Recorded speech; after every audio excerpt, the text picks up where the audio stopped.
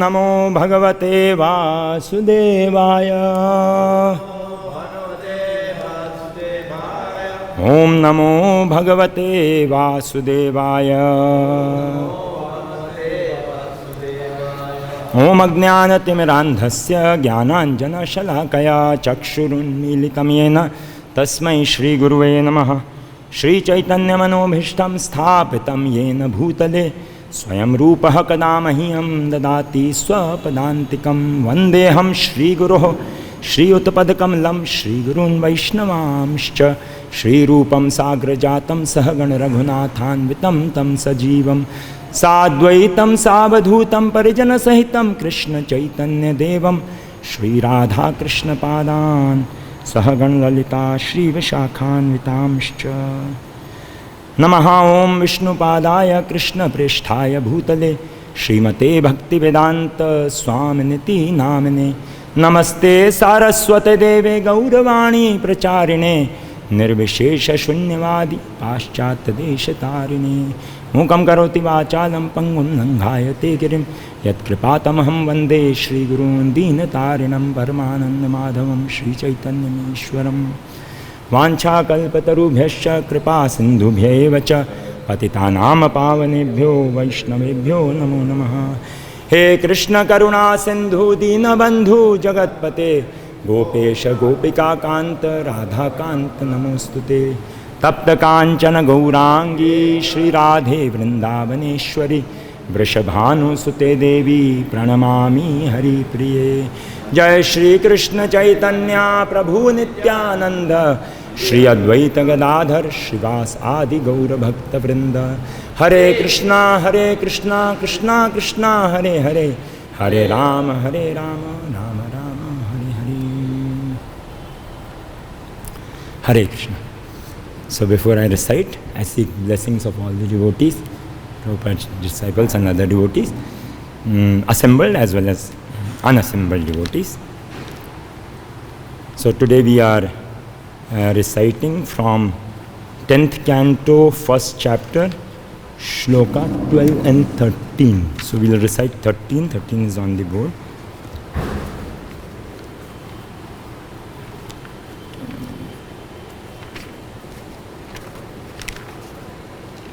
नैषाति दुःसहा शृण्मा त्यक्तोदम् अपि बाधते।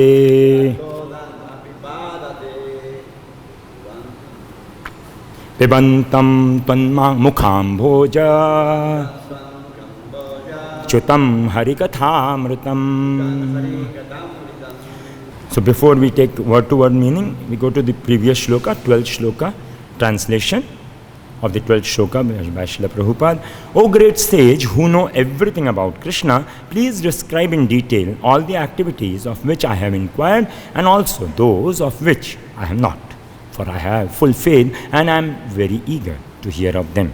This is spoken by Parikshit Maharaj to Shukdev Goswami, and he is wanting to hear more and more about Krishna. So this is the shloka. In the 13th shloka, word for word meaning, translation and purport by Srila Prabhupada. Please repeat after me, word for word. Na, not. Esha, all this. Ati duhsaha, extremely difficult to bear. Shut, hunger. Mam, unto me. Tyakta udam, even after giving up drinking water. Api, also. Badhate, does not hinder. Pibantam, while drinking. Tvat mukh ambhoja chutam. Tvat mukh ambhoja chutam, emanating from your lotus mouth.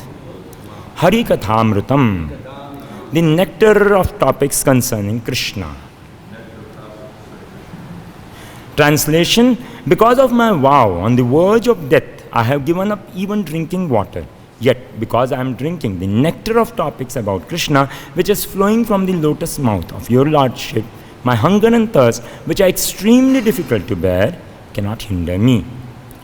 So before we start reading purport, I want to just give a summary of what we are going to discuss, because it's very important to focus on what Prabhupada is saying. So the first, there are 3 paragraphs in this purport. The first paragraph actually directly relates with the translation. It's in one way the completion of the translation. Prabhupada does it many times. Sometimes he doesn't do, here it's not exactly completion of translation. Here he is giving bhavarth. He is giving the mood. He is understanding Parikshit Maharaj's mood in saying what he has said in this shloka. And he is giving the internal meaning of what Parikshit Maharaj means to say. But it's in one way, it's completion of the translation also, because what he hasn't said, it's in between the lines, reading in between the lines. That's Prabhupada is doing. And this is the difference between Bhagavad Gita. While I was reading, I wanted to express this. This is the difference between Bhagavad Gita and Bhagavatam. Bhagavad Gita is also poem. Bhagavatam is also poetry. Both are poetry. But in Bhagavad Gita, the poem is said in such a way that you don't need any bhavarth actually. And Prabhupada says this. I'm not just whimsically saying this. Prabhupada says this in one conversation. One new person came to Prabhupada and he said, Swamiji, you are saying you have written Bhagavad Gita as it is. How do you say you have written Bhagavad Gita as it is? Just like everyone is doing, they are giving their tika or their purport, their interpretation on Bhagavad Gita. You have done the same thing. So Prabhupada amazingly said this, and that gave me understanding of what had been a very long-standing question about how to call it Bhagavad Gita as it is, because there are purports here also. And people ask this. In that conversation, Prabhupada says, actually, closer? Okay. Prabhupada says, actually, I haven't given any understanding or interpretation. You remove all purports. Don't read my purports. Just read the translation. Krishna has expressed his opinion in Bhagavad Gita so clearly that nobody has to write anything. And then Prabhupada explains what he has given in purports. He says, in purports, I have only given the synopsis of the connection of what Krishna has spoken in previous shlokas. That's all. And we minutely study Bhagavad Gita. Prabhupada's purports in Bhagavad Gita are much simpler than Bhagavatam. There is no mention of China-India war or things like that, or what is happening with ISKCON in Bombay. Those are there in Bhagavatam. And Bhagavatam, so why that is so? Because Bhagavad Gita is a conversation between guru and disciple. And guru's duty, because disciple is a neophyte and Arjuna was acting as a neophyte disciple, though he was an elevated devotee, but he was acting as a neophyte disciple. So it's guru's duty to give him direct instructions, no interpretation required. And that's what Prabhupada says many times. While people are interpreting that this is not Krishna, something within Krishna whom we have to meditate on. And then Prabhupada gives an example that if your father has told you, go, this is 10 rupees, go to the market and get milk, whatever quantity of milk. So you have to just go there and get milk. Don't think, oh, I have to, why I'll give milk only? I'll give gulab jamun to father. No, don't interpret. So that's the difference between Bhagavad Gita and what is Bhagavatam. That's Bhagavad Gita. Bhagavatam is loving expression of loving devotees toward Krishna. And in love, loving poetry, whether you take English, Hindi, even mundane poetry, everything is not mentioned in love. Some things have to be understood. That's feeling. And similarly in Bhagavatam, many places, things are not very clear. Acharyas have to give that bhavarth. And that's what, in Hindi it's bhavarth. The mood behind what is being spoken. So here also the first, we'll discuss about the first one. First purport, first paragraph of the purport tells about Parikshit Maharaj's mood. And in that we'll discuss about how to understand this mood of Parikshit Maharaj. Because he is expressing himself as a very lowly fallen soul. So how actually to understand? There are some misinterpretations, misunderstandings about Parikshit Maharaj, especially in India, those who are giving Bhagavad Saptaha, speech on Bhagavatam outside ISKCON. So we'll clarify that, because many times we get influenced by those misunderstandings about Parikshit Maharaj, and then if we misunderstand Parikshit Maharaj and offend Parikshit Maharaj, we cannot get into the precincts of the real secretive understandings of Bhagavatam. So that's why the first paragraph we'll discuss. Then the second paragraph we'll be discussing on that, about what is the rasa in Bhagavatam. Where Prabhupada is saying mundane rasa and Bhagavatam rasa. Spiritual food and mundane food. What is the difference? And how ecstatic is mundane food, which is Harikatha. And the last part is the third paragraph, whom to hear from. Who is the right candidate? And fourth part, I'll be adding, if time permits. Let's see, Krishna is time, so how much he'll allow. The fourth part is, if we actually absorb ourselves in Bhagavatam and follow the instructions of the great acharyas, especially Srila Prabhupada, what benefit we are going to get? In essence, by surrendering, the fourth part will be, by surrendering to Krishna, we are not the loser. Neither in the mundane sense, material sense, nor in the spiritual sense. That will be the fourth part, probably Krishna will allow. So, I'll read the translation again and then the purport. One paragraph I'll read, then we'll discuss, then second paragraph, then third. So first translation, because of my vow, Parikshit Maharaj is saying, on the verge of death, I have given up even drinking water. Yet, because I am drinking the nectar of topics about Krishna, which is flowing from the lotus mouth of your Lordship, my hunger and thirst, which are extremely difficult to bear, cannot hinder me. Purport, to prepare to meet death in 7 days, Maharaj Parikshit gave up all food and drink. As a human being, he was certainly both hungry and thirsty, and therefore, Shukdev Goswami might have wanted to stop narrating the transcendental topics of Krishna. But despite his fast, Maharaj Parikshit was not at all fatigued. Now, under quotation, Parikshit Maharaj is saying, the hunger and thirst from my fast do not disturb me, he said. Once, when I felt very thirsty, I went to the ashram of Shamit Muni to drink water, but the Muni did not supply it. I therefore grabbed a dead snake over his shoulder, and that is why I was cursed by the Brahman boy. Now, however, I am quite fit. I am not at all disturbed by my hunger and thirst. This indicates, now this is very important, Prabhupada is saying, this indicates that although on the material platform there are disturbances from hunger and thirst, on the spiritual platform there is no such thing as fatigue. So this ends the first paragraph. This is very, very important. What Parikshit Maharaj has said and what Prabhupada has said.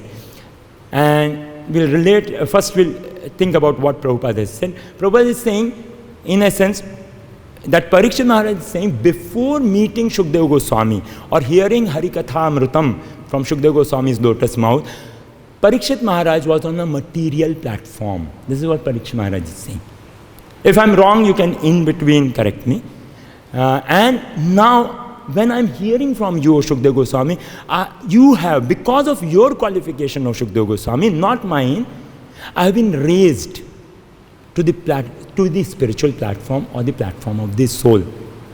And this is very, very important. From here, if we take that Parikshit Maharaj is actually a fallen soul, we are fallen. For many reasons, we'll discuss that. First of all, we'll relate it with Bhaktivinoda Thakur's songs.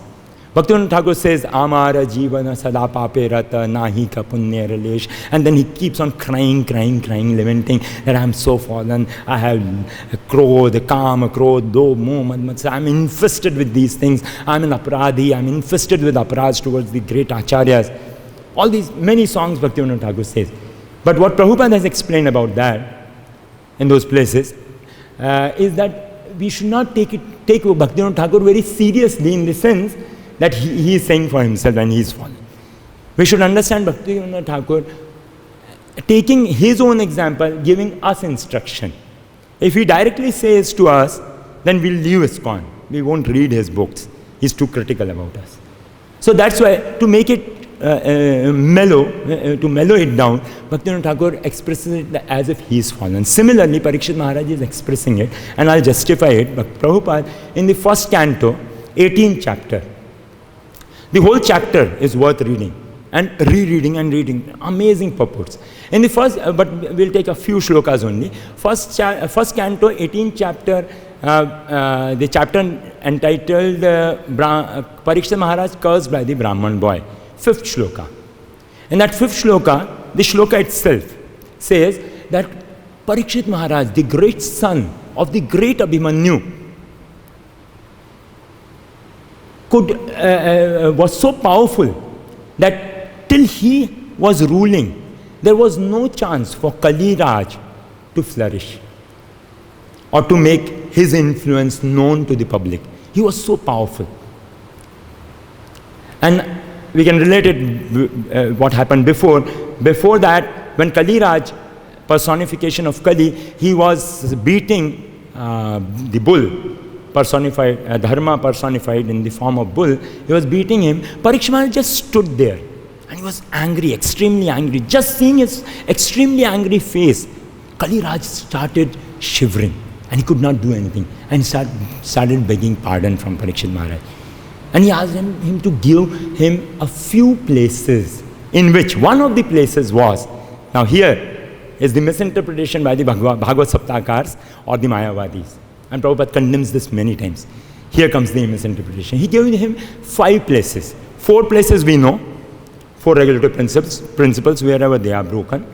And the 5th place, then Kali Raj said, come on, Parikshit Maharaj, till you are ruling, these 4 places, the dens of breaking 4 regulatory principles cannot exist on earth. Give me another place, one more place, just one more place. And note that point. This is before 18th chapter in the first canto. I think 16th or 15th chapter somewhere. Parikshit Maharaj tells him that you can stay where illegal gold is stored. A very important thing. What is illegal and what is legal? It's not what government stamps it. If government stamps this is legal and the government is useless, like Kali Yuga governments, they are themselves breaking 4 regulatory principles. Then whatever gold is there as a property of the government is illegal from the point of view of Krishna. Because Bhagavatam gives the vision of Krishna. So from the vision of Krishna, whatever gold Parikshit Maharaj had, even if it was stolen, he was such an exalted devotee that everything was being used for Krishna. That's why it was legal. But Bhagavad Saptakars or Mayavadis say, because Kali Raj got the opportunity, this benediction from Parikshit Maharaj, Kali Raj went into the helmet of Parikshit Maharaj, which was golden, and then entered into his brain, and that made him offend Shamik Muni. And this is a great offense, the greatest offense on earth. One cannot enter Bhakti Yoga. One can become a powerful orator. One can remember 18,000 shlokas of Bhagavatam. Nothing, it's useless. He won't go back home, back to Godhead. Not at all. Krishna won't be happy. So here, in the 18th chapter, first canto, 5th shloka says what I have already said. Then we come to the 29 to 32 shloka. And 29th and 30th shloka, the purports if you read, where Brahman boy starts cursing. Brahman boy curses Parikshit Maharaj that he should, this person is so envious of the Brahmanas, he has no right to be the king.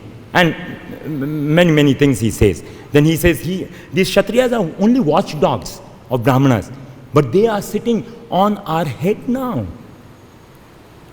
Before that, the 29th and 30th shloka is very interesting, the purports, where he gives curse. The purports, Prabhupada says that this was all ordained by Krishna. And 29, 30, and 31 shloka, 31st shloka, Prabhupada quotes Srila Jiva Goswami and Vishwanath Chakravarti Thakur, saying that Srila Vishwanath Chakravarti Thakur and Srila Jiva Goswami both confirm this point, that it was all organized by Krishna in Parikshit Maharaj's life, so that, not that he was fallen, so that this cursing will immediately detach him. And supporting this, towards the end of the same chapter, in one of the shloka, where Shamik Muni actually criticizes his son, Shringi, who cursed. Prabhupada says in that purport that Parikshit, in the king, I got distracted by some movement. Anyways, so I'll come back to that. In the 29th and 30th and 31st shloka, Prabhupada says it's the duty of a king to see to it that the Brahmanas or the other sects, the Kshatriyas below that king, and the Vaishyas and Shudras, they are following the proper duties of their, or occupational duties of their ashram or their world. And therefore, it was not wrong on Parikshit Maharaj that he checked. Prabhupada says he only put a dead snake. He did not put a live snake on him. And it was only to check that whether the sage was feigning meditation or he was actually meditating. And Prabhupada justifies that point, saying that Srila Jiva Goswami and Srila Vishwanath Chakravarti Thakur actually says that this is right. Then 32 and 33rd shloka purports, Prabhupada says, just think, Parikshit Maharaj is such a powerful king that in his kingdom a small boy was so powerful that he could curse. But later on in that same chapter, 18th chapter, Prabhupada says that but he was lacking culture. Though he was very powerful in his Brahminical qualification, but he was lacking culture. Culture means, Prabhupada explains what is Varnashram. In Varnashram, Brahman should, and Kshatriya, Vaishya and Shudra should know how to cooperate with each other. What are their duties toward each other? There should be loving relationship between them. And in the 32nd or 33rd shloka purport, Prabhupada says that this was the Shringi's cursing was the beginning of the fall down of Brahminical culture. And the first victim of Brahminical injustice was Parikshit Maharaj. So this is very, very important to understand all these, from all these angles, that first of all, Parikshit Maharaj, just like Arjun, was acting as if he is neophyte. Parikshit Maharaj here is only expressing. And actually he is not neophyte at all. In this same shloka, which we have taken on the board, Naishati duhusaha shunmam. How can it happen suddenly? Have we seen in any of the Bhagavad Saptas in 7 days, some audience, after hearing from 7 days of hearing, they come to that level that they don't feel Naishati duhusaha shunmam tyaktodam api badate, that I am not feeling any hunger and thirst? This is in the beginning of the discourse also he felt. And people don't feel it even after hearing for 7 days. And at least me, after practicing for 20 years, in the proper parampara system, I have not started feeling that. I'm still feeling thirsty. Sorry. I'll just drink some water. So this is the first misunderstanding which I wanted to discuss on. Before moving ahead, anybody has any corrections on that? No addition, no comment, but corrections? Okay, I'll move ahead. Now the second purport, second paragraph of the purport, the entire world is suffering. Very interesting purport. Prabhupada is crying for all of us, or for the entire world. The entire world is suffering because of spiritual thirst. Every living being is Brahman or spirit soul and needs spiritual food to satisfy his hunger and thirst. Unfortunately, however, the world is completely unaware of the nectar of Krishna Katha. The Krishna consciousness movement is therefore a boon to philosophers, religionists and people in general. There is certainly a charming attraction in Krishna and Krishna Katha. Therefore, the absolute truth is called Krishna, the most attractive. This is very, very beautiful purport, very beautiful paragraph, very soothing, giving solace to our heart. Here we'll discuss about what is material thirst and hunger and what is spiritual thirst and hunger. Material thirst and hunger, as we all know, is from the beginning, middle and end. In all three phases, it's suffering. Material thirst means hankering for sense gratification. While we prepare for acquiring sense gratification, or just plan, like somebody plans for a job, is preparing. That's manah shasthani indriyani karshati sthani. Karshati. That the soul, while planning for sense gratification in this material world, is karshati, is struggling with material nature, competing with others, competing oneself with oneself. Shri Shri Gaur Nitai भगवान की जय, श्री श्री राधा श्याम सुंदर लता विशाखा भगवान की जय, श्री श्री कृष्ण बलराम भगवान की जय, श्रील प्रभुपाद महाराज की जय. So, in the beginning, in the middle and in the end, all three phases, material thirst and hunger, give us only suffering. That's the nature. We won't discuss much into this. I wanted to discuss from one song of Bhaktivinoda Thakur. I'll just give the beginning of that song. It's in the Veda base. You can in your free time read it. But I thought we'll discuss spiritual thing. So that song goes, Ore man bhalo nahi lage samsar. Very beautiful song. He expresses what is the nature of the material world. Very beautiful. It's really heart-touching. Do read it. But we'll discuss about spiritual thirst and hunger. In essence, spiritual thirst and hunger, from the beginning, it's nectar. Even when we start as a neophyte, it's nectar. Though it's a little difficult.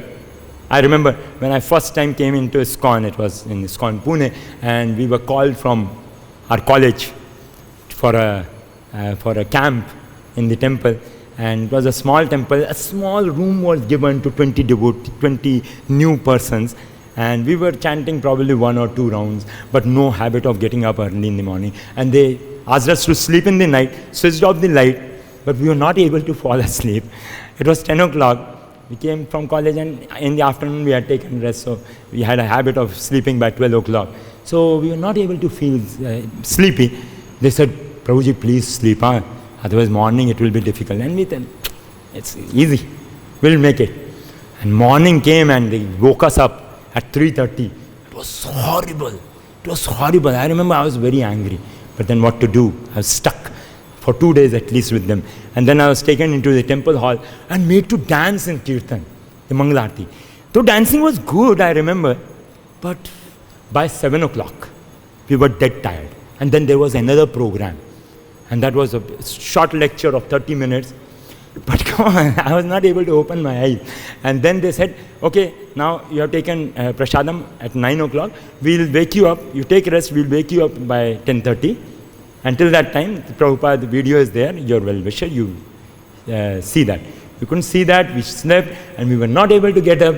I got up, I think, at 12 o'clock. Somehow or the other, came for the class, next session.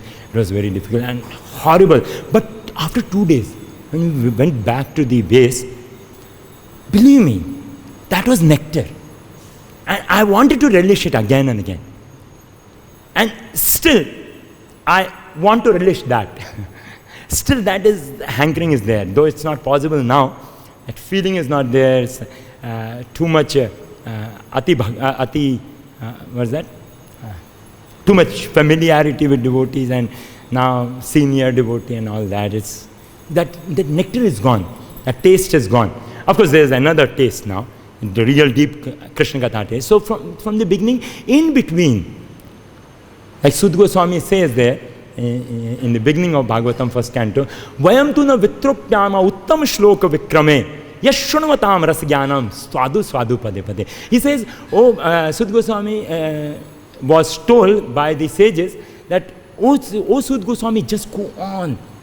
The nectar which is outpouring from your mouth is making us blissful at every step. Though we are also fasting, they were also fasting, they were on a big yajna for 1,000 years, but it's nectar. And later on, Bhagavatam describes of what is the benefit of hearing Krishna Katha. When we hear Krishna Katha, what happens? Pravishtah karna randhrena swanam bhav saroruham. I think this is in the second canto. My mobile doesn't open very fast. In the second canto, Krishna Katha, when it enters through our ears, what nectar it produces in our heart. It says, Pravishtah karna randhrena swanam bhav saroruham. Dhunoti shamlam Krishna salilasya athasharat. It says, as soon as Krishna Katha enters from our ears into our heart, it cleanses, Dhunoti Shamlam Krishna, it cleanses the heart of all dust of lust, hankering, lamentation, everything. Just like, the example is very beautiful, which Prabhupada elaborates in the purport. The example, the given example is actually probably not in our experience, at least not in my experience, who was born in Bombay and then came to Vrindavan, which is again almost metropolitan city. But we have to really be with nature to understand that. Salilasya atha sharat. Just like autumnal rains, after the rainy season, the lakes become dirty. And as soon as the autumnal rain comes, little rains, I don't have any experience of that, all the water that was dirty, muddy, becomes cleansed. And Prabhupada says there in purport that this is the effect of a pure devotee. By our chemistry, or by putting our chemicals to purify water, we can only purify a little pond of water, some little pond only. But the whole world's water gets purified only when the autumnal rain come by the mercy of Krishna. Similarly, a neophyte devotee may speak Krishna Katha. It may purify people somewhat. But when a pure devotee, a stalwart acharya, when they speak Krishna Katha, it purifies the whole world. And Prabhupada is not saying about anybody but himself, without mentioning himself. And we can understand how Prabhupada made a clear-cut revolution throughout the whole world. Unexpected revolution. Bhaktivinoda Thakur, when he said, he gave the prophecy that the Americans, the Russians, the blacks and the whites and everyone will come to Mayapur and chant in the Kirtan of Gaurang Mahaprabhu, Hari Bol, Hari Bol. And when Bhaktisiddhanta Saraswati was preaching this message, the godbrothers of Prabhupada, as Prabhupada says in his conversations and lectures, some lectures also, and conversations with his intimate disciples, that my godbrothers thought this is atikroshti, means it's an exaggeration. Come on, this cannot happen. How can it go to the West? Western people, we are subjugated by the British, we are just getting freedom. That time India hadn't not got freedom also. How can the Britishers hear us? Come on, we have experienced that. And Prabhupada did it. Miracle. Actually, it's a miracle if we really see it. Now it seems it's a way of life. Come on, what's the miracle? Every Kartik, so many Russians come, so many Americans come. What's the big deal? At least to me it feels, but we see it minutely is a miracle. So a great devotee can do that. Salilasya atha sharat. And then the next shloka is much more beautiful than that. It says, Dhautatma, Krishna, Padmulam namunchati, Mukta sarva parikleshaha, Pantha swasharanam yatha. It says, when we hear Krishna Katha, and try to see it, it has happened with us. When we hear Krishna Katha, the effect is like a person on pilgrimage. After going long and traveling for a long distance, when he comes back to his home and goes to his mother and takes rest in the lap of his mother, and when the mother feeds him by his own mouth. I'm of course adding a little bit on the purport of Prabhupada. Prabhupada says when he comes home, I'm adding what happens at home. At home, we get our mother. Mother puts our head on her lap and then she feeds us. It Mukta sarva pariklesha. The travelers, all the miseries, all the fatigue goes away. Similarly, when we hear Krishna Katha, it's like coming back to our father or mother, Radharani, and putting our head in their lap. And then Radharani herself feeds us. Tomorrow is Raghunath Das' disappearance day, and there we can see the experience. Radharani, in one of the pastimes, Radharani herself fed him, and he got he spoiled his stomach. And this Raghunath Das Goswami used to take only 3 drops of chas, buttermilk, after every one day. That too when Chaitanya Mahaprabhu instructed him to take something.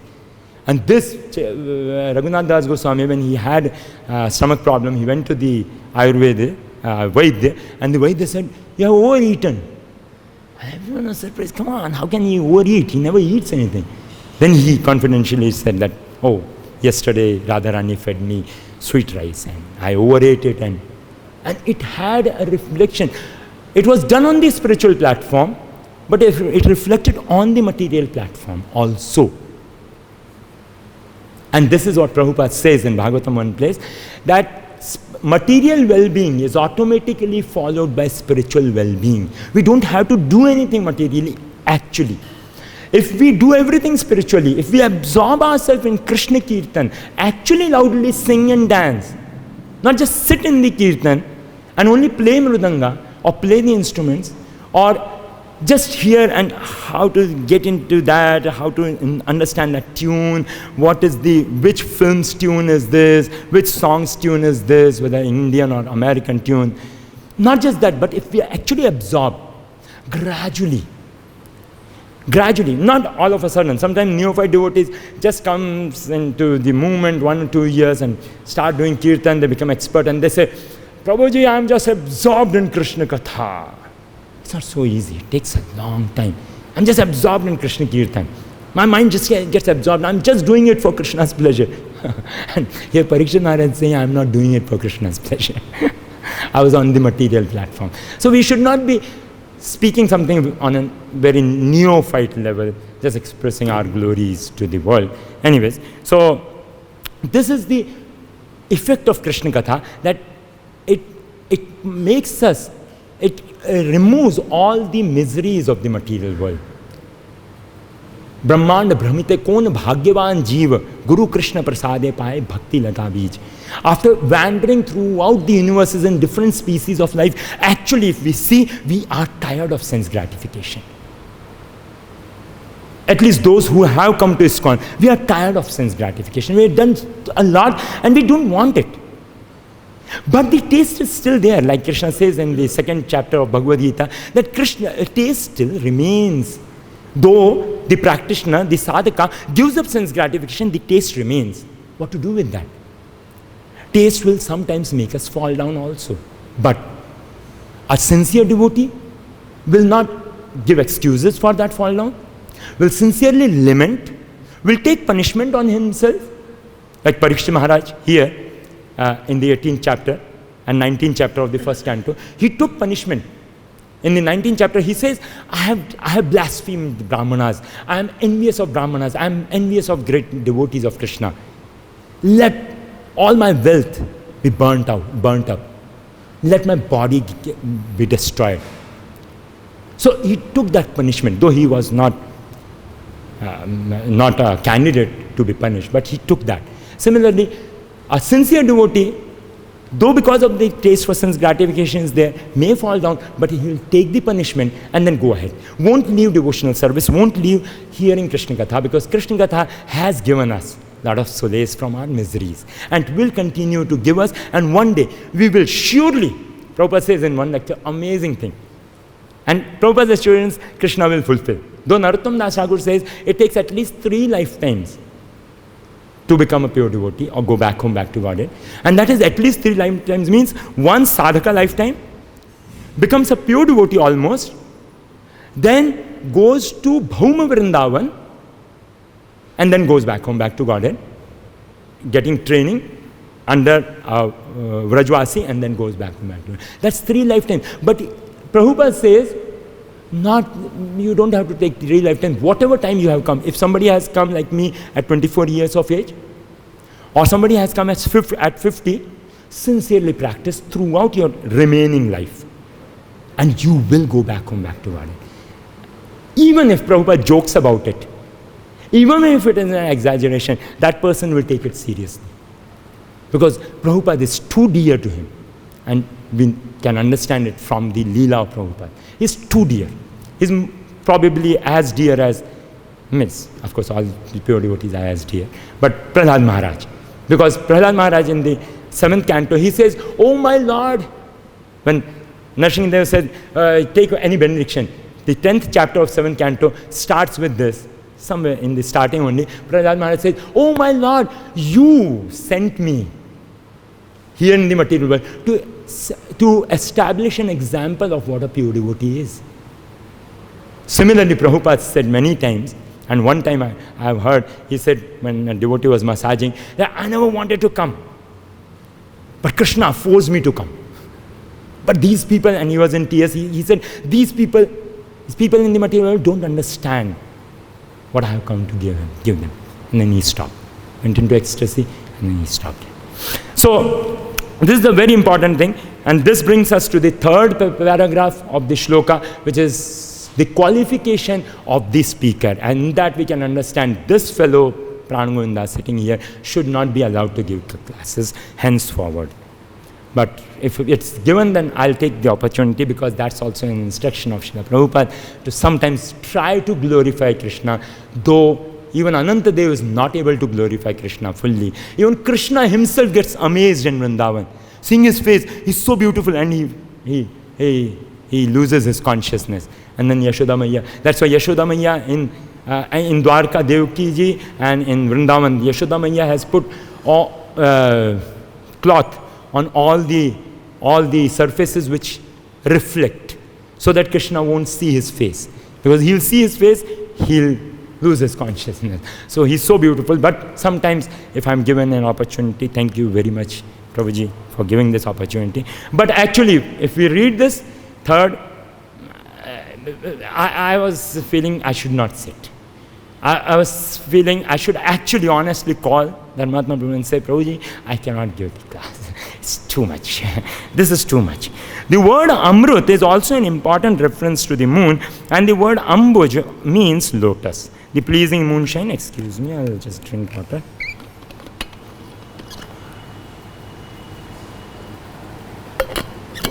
The pleasing moonshine and pleasing fragrance of the lotus combine to bring pleasure to everyone hearing Krishna Katha from the mouth of Shukadeva Goswami. Now, this is very interesting, but we won't elaborate on that. As it is said, Materna Krishne, this is Prahlad Maharaj saying, Materna Krishne partaha swatova mitho vipadyet griha vratanam adanta gobhir vishatam tamisram punaha punascharvita charvananam. Because of their uncontrolled senses, persons too addicted to materialistic life make progress toward hellish conditions and repeatedly chew that which has already been chewed. Their inclinations toward Krishna are never aroused, either by the instructions of others, by their own efforts, or by a combination of both. Here this translation, the last part, then how? The question next comes, how then they are going to get? Because others' instruction also are not going to be effective. Their inclinations toward Krishna are never aroused, either by the instructions of others, one, by their own efforts, two, or by a combination of both. Then gone case. They're gone case. We are all gone case. Not we are all. I'm all gone case. One cannot make progress. So we'll discuss in the shloka, the second shloka after this shloka, Prahlad Maharaj gives the solution also. We'll discuss about that solution. And that's the qualification of the speaker. At the present moment, all of human society is engaged in the business of chewing the chewed. Punha punascharvita charvananam. People are prepared to undergo mrityu samsar vartmani, taking birth in one form, dying, accepting another form, and dying again.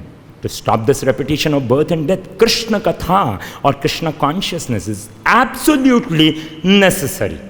But unless one hears Krishna Katha, now the qualification, but unless one hears Krishna Katha from a realized soul like Shukadeva Goswami, one cannot relish the nectar of Krishna Katha, which puts an end to all material fatigue and enjoy the blissful life of transcendental existence. In relation to the Krishna consciousness movement, we actually see that those who have tasted the nectar of Krishna Katha lose all material desires.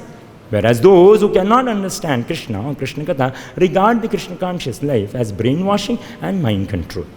While the devotees enjoy spiritual bliss, the non-devotees are surprised that the devotees have forgotten material hankerings. Now this, Prabhupada elaborates this last part in regard to his disciples who are hippies. In elsewhere, many places, Prabhupada says, these young boys and girls who have come to Krishna consciousness, and Prabhupada says Krishna consciousness, we should say to Prabhupada, because Prabhupada was extremely potent, to Krishna consciousness. Just see, people are surprised, their fathers are surprised, the priests in the churches are surprised, and how come these people were hating God? They didn't go to church, and now they're mad after God. So this is the effect of a powerful devotee. A powerful devotee can transform a stone. And that's what Prahlad Maharaj says. He says, what's the solution? Matirna Krishna parto satova. Neither by one's own self one can become, one who is a conditioned soul, who is grahavrat, engaged in sense gratification, addicted to sense gratification, wanting desperately to gratify his material senses. Neither by his own self he can get Krishna Rati, nor by others' instruction, nor by the combination of both. Then what's the solution?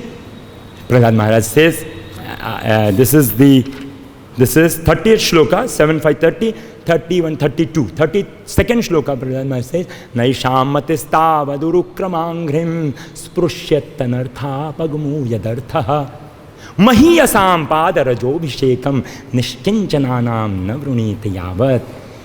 And the purport is beautiful. He says, those who are infested with anartha, and it's not apagamaha, the anarthas are not destroyed. They cannot get ruchi in Krishna Katha. But what is the solution? Second part says, Mahiyasam padarajobhishekam. The great stalwart devotees, when their padarajobhishekam, if they smear themselves, if they bathe in the dust of the lotus feet, coming from their lotus feet, and of course I stop because it's not just lotus feet. That lotus feet, Prabhupada explains many places, taking dust from the lotus feet is not grabbing the lotus feet and I'll take the dust. Of course, that's okay, that's good. That's also good. In Jiva Goswami temple, there is dust of Jiva Goswami's lotus feet and we can take it. It's very potent. Chaitanya Charitamrita says it's very potent. But don't trouble them too much. Of course, Prabhupada is taking trouble. He in his videos we can see he was not even wearing socks. Now sannyasis wear socks so that people cannot touch them.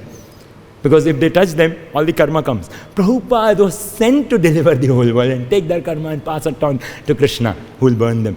And Prabhupada was going barefoot even in Vrindavan. And people were touching his lotus feet. He never objected. Touch.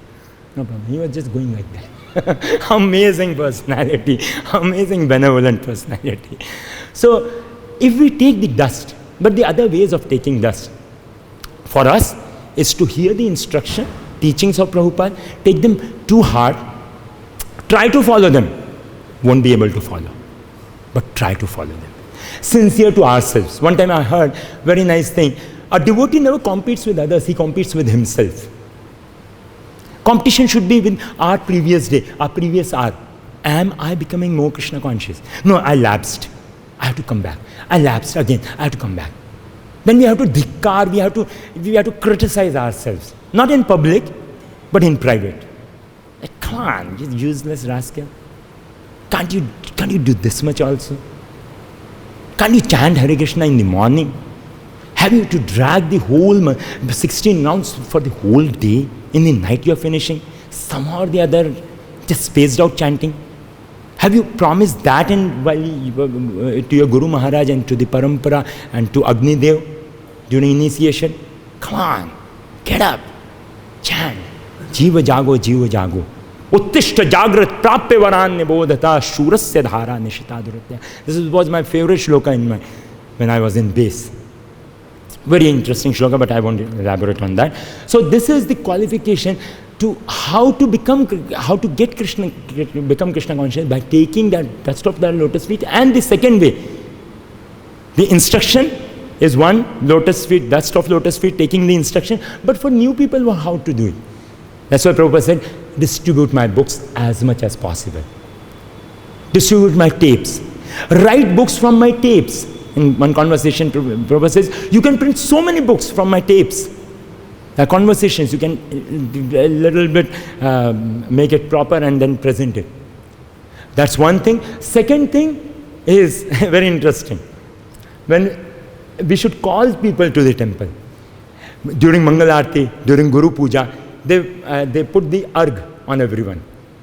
That's the dust of the lotus feet.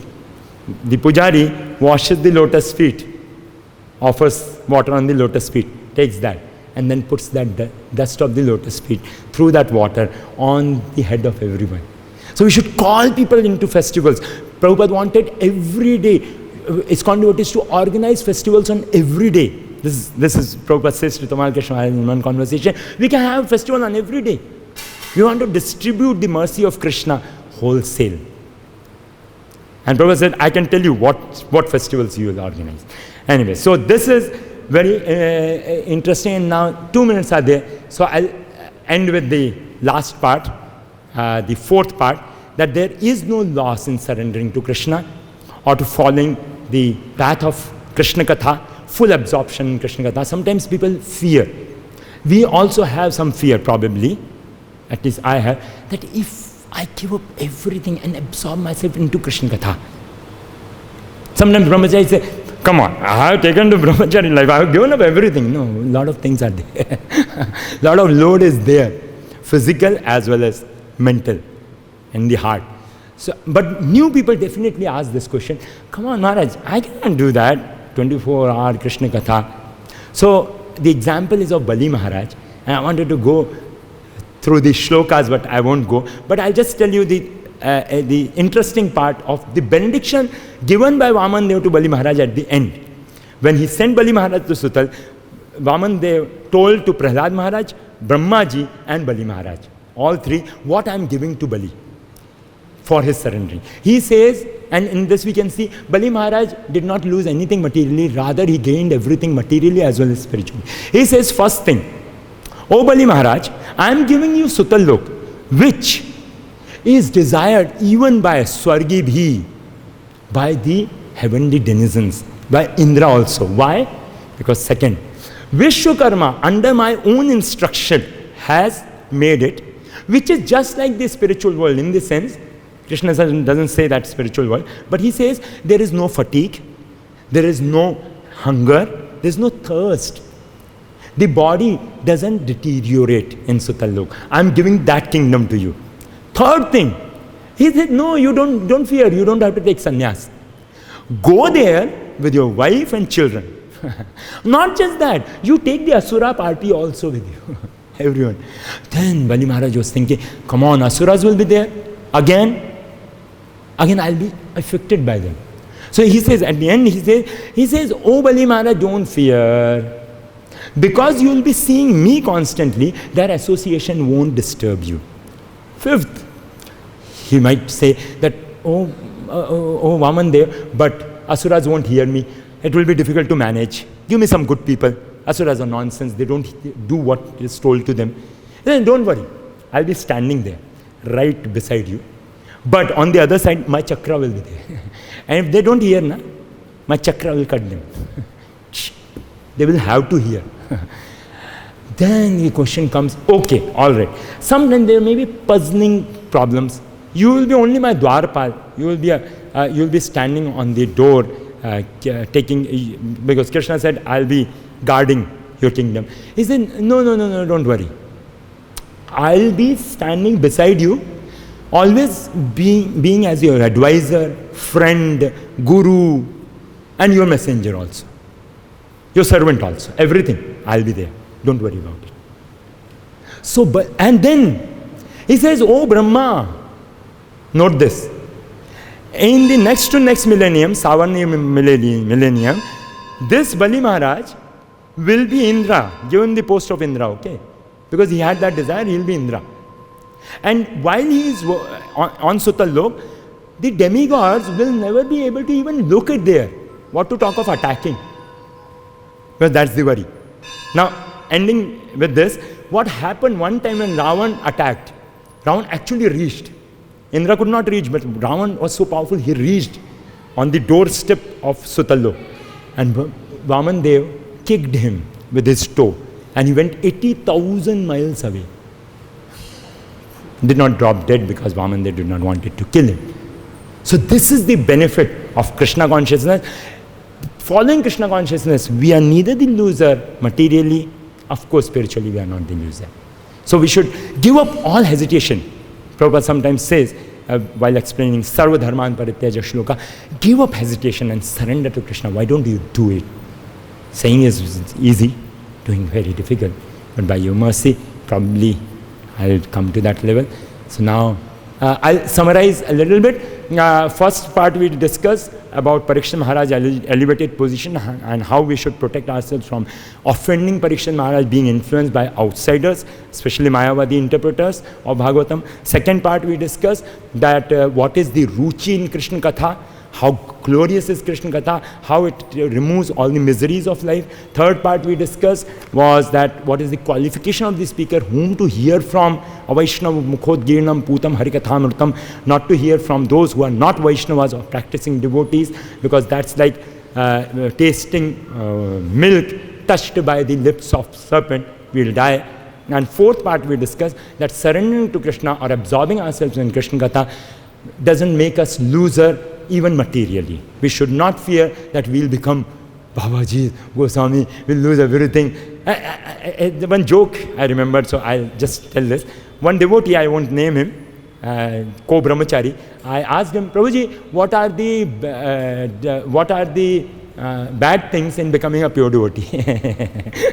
And he said, interesting, he said, the bad thing is that you lose sense gratification. Especially, no girls like you. And then he said, but no, probably they will like. So, it's just a joke. I just inserted. It's not like that. We become very beautiful. Everyone starts liking. Prabhupada in one place says, if you meditate in Krishna, you'll get the beauty of Krishna. Of course, there will be envious people. People were envious even of Ajat Shatru Yudhishthir in his own home. So, with that, I'll end. I beg pardon if I was too proud or if I offended anybody by saying anything. And I think we won't take any question because already time up and lockdown period is going on.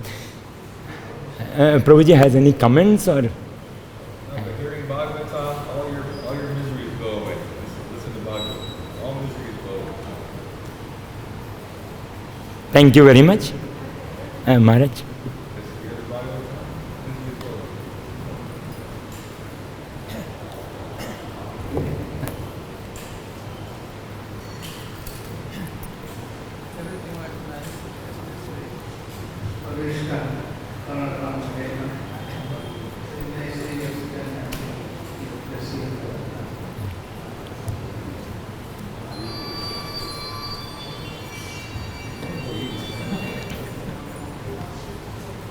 We can take it personally also. Thank you very much. Srila Prabhupada ki jai, Srimad Bhagavatam Amal Puranam ki.